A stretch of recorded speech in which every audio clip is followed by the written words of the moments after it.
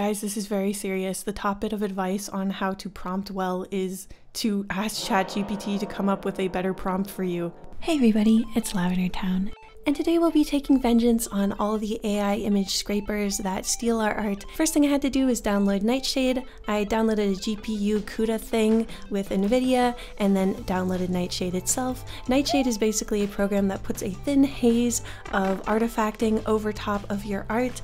And while that doesn't look that crazy to the human eye, to the AI image scraper, suddenly they're seeing something wildly different. This completely confuses them, poisons their dataset, and causes the quality of the images that they generate to rapidly melt and degrade.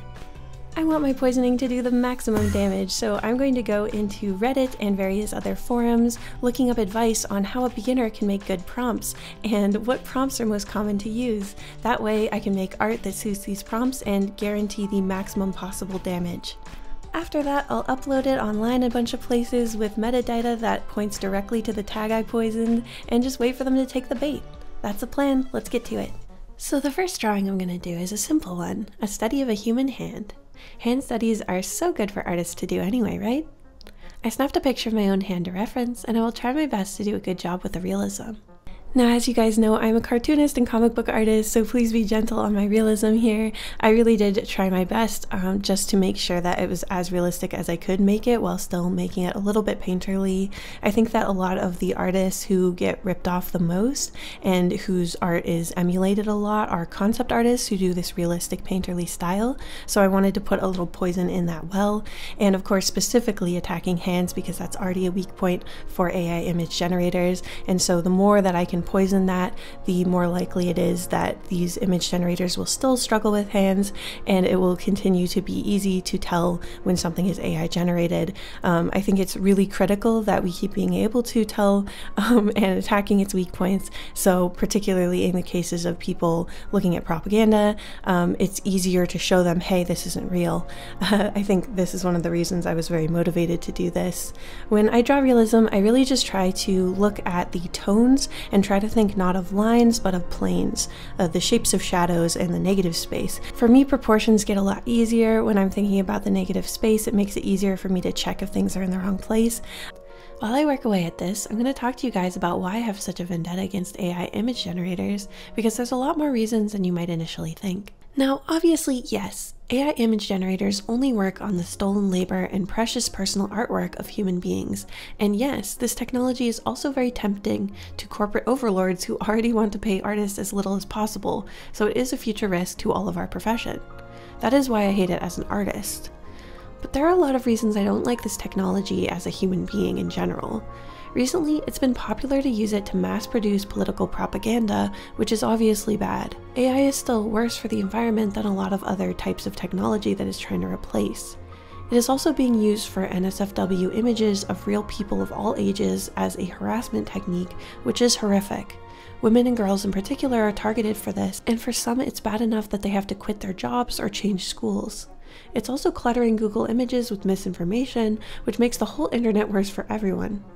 AI should be used for things like early tumor detection in MRI scans or content moderation of traumatic images so that real human content moderators can avoid some of the psychological damage.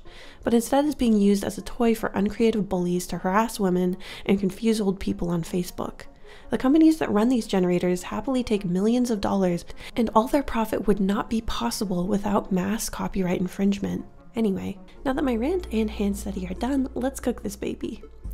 I'm gonna upload it into Nightshade where we can adjust the level of poison and how long it will take. Since I made this image specifically to Trojan horse poison directly into these datasets, I'm gonna put it on the max and let it run for the longest time. This will mean more artifacts, but it will also mean that it will be super duper poisoned.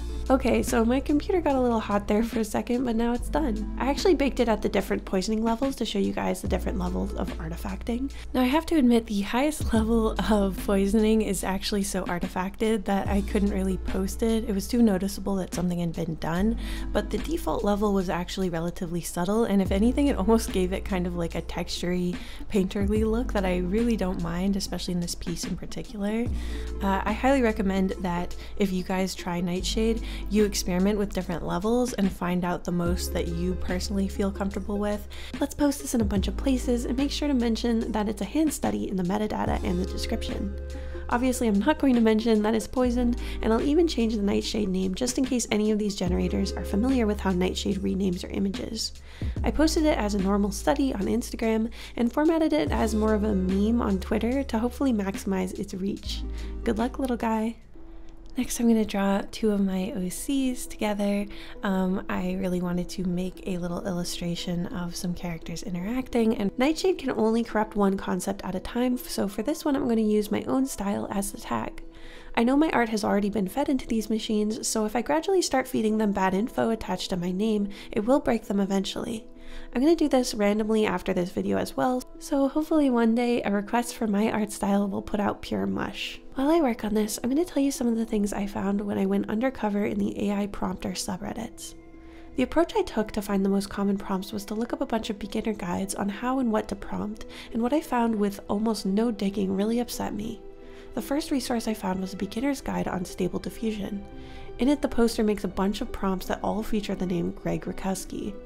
On a highly upvoted post on Novel AI's subreddit, a poster suggests a variety of prompt examples like a small potion store, fantasy, magical, sharp by Greg Rakowski, a female half-elf, fantasy, magical, rich colors, sharp by Greg Rakowski, a library, fantasy, magical, rich colors, sharp by Greg Rakowski. Greg Rakowski is an insanely talented concept artist and painter who is in the process of suing Stability AI and has had to start showing his art through angled process videos of him actually painting, so his work is harder to scrape.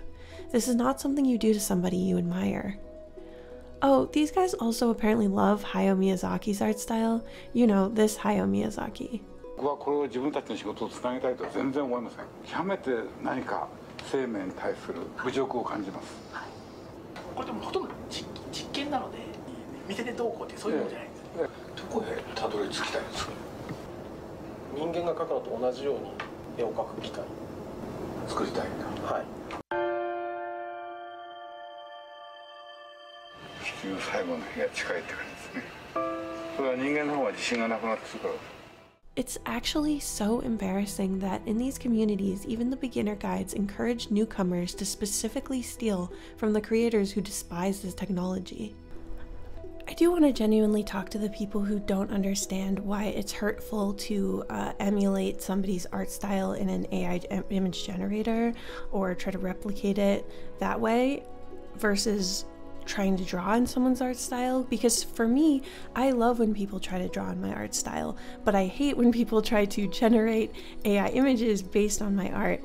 And there's a very simple reason for that. First of all, when people are trying to draw my art style and are drawing it themselves, usually that means they've had to really look close at my art and appreciate it. And usually these are people who are like fans of mine, or at least they appreciate my art in some way.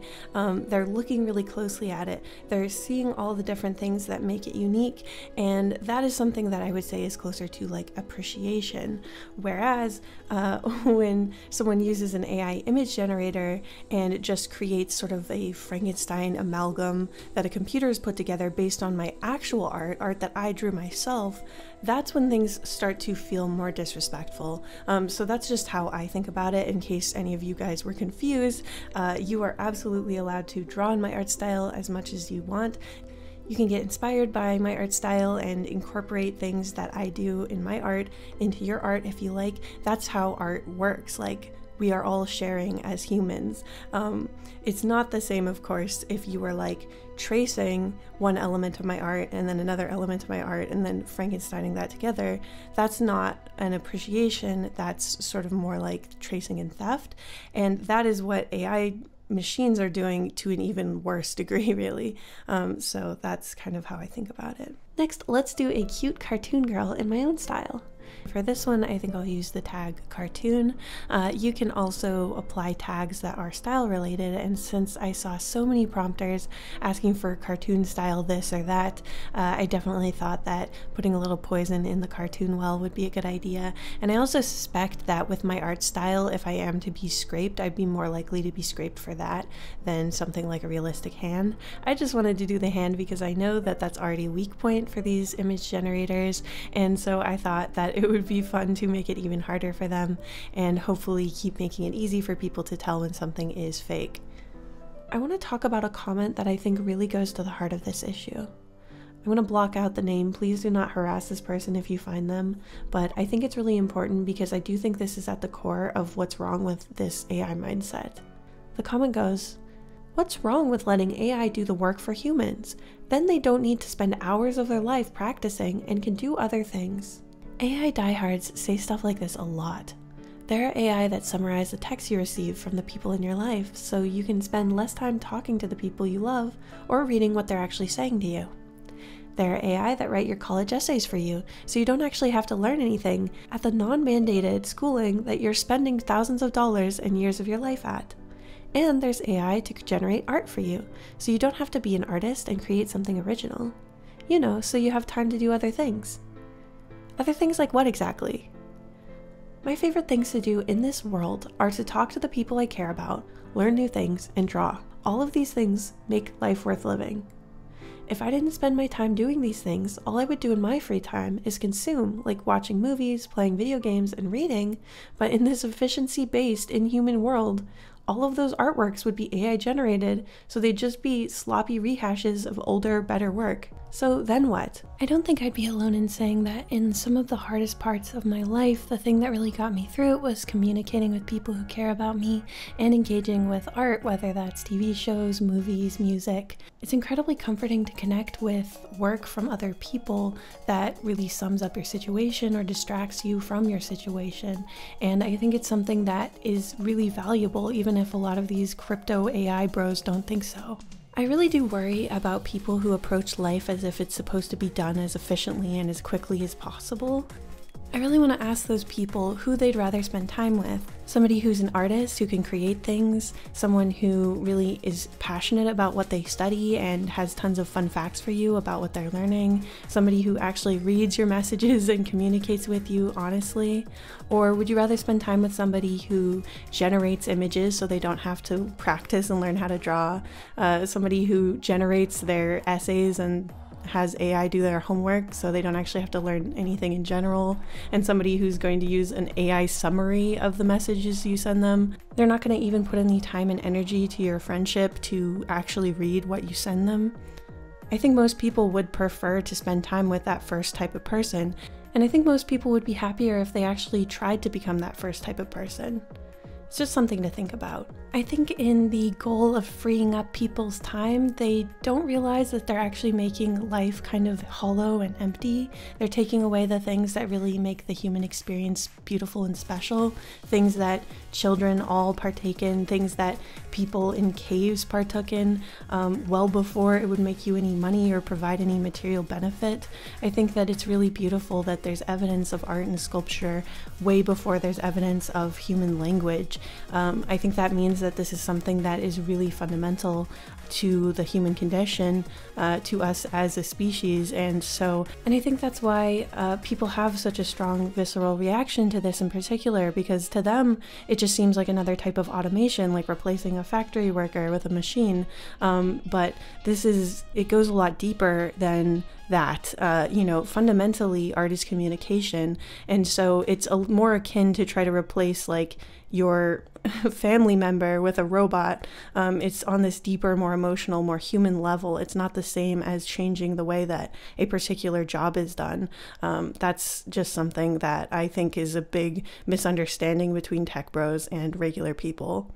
I want to talk about other ways that artists are fighting back. The most effective method I've seen is suing them, like I talked about with Greg Rakowski. But while that's highly effective, it's not super available to the average artist. Another tactic I've seen is a lot of artists doing AI versus artist videos, where they redraw art that AI generators spit out or try to draw from the same prompt that they type into a generator, which I don't think is as good of an idea because you may accidentally end up training the generators by fixing their work. I made this mistake myself about a year ago, so I totally don't blame anyone for doing this, but now that we know more about these generators and as they become a bigger threat, I think it might be something to avoid. It's also notable that no matter why you're using the generator, it still benefits from being used and the environmental effects will be the same. Okay, so there's two downsides of this nightshade technology that I can see right now. One, of course, is the visible artifacts that it needs to place on your art in order to poison it.